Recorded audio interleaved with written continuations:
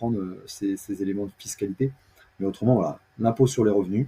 Donc, on va prendre la tranche moyenne qui est à 30%, et vous aurez plus la CSG, donc les cotisations sociales, donc qui vont représenter 17,2. Donc là, on peut voir qu'on est pratiquement à 50% d'imposition. C'est-à-dire que sur vos 10 000 euros, eh ben, il vous restera 5 000 euros si vous n'avez pas d'optimisation.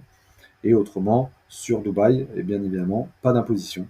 Donc là, le problème est réglé, on est à zéro.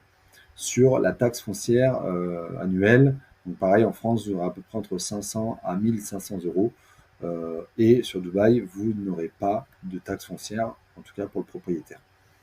Sur les frais d'achat, frais de notaire ou autres, vous avez 8% en France sur l'ancien et entre 2 et 3% dans le neuf. Et sur Dubaï, bah, c'est généralisé, c'est 4% sur l'ancien et le neuf.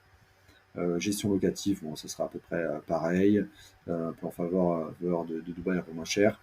Le financement local possible. Donc là, on se rend l'avantage sur la France. En France, vous pourrez avoir un crédit si bien sûr vous êtes solvable et vous avez une bonne situation et pas trop endetté. Donc là, vous allez être entre 10 à 20% d'apport. Par exemple, si on prend un projet à 200 000, eh ben, il vous faudra à peu près entre 20 et 40 000 d'apport.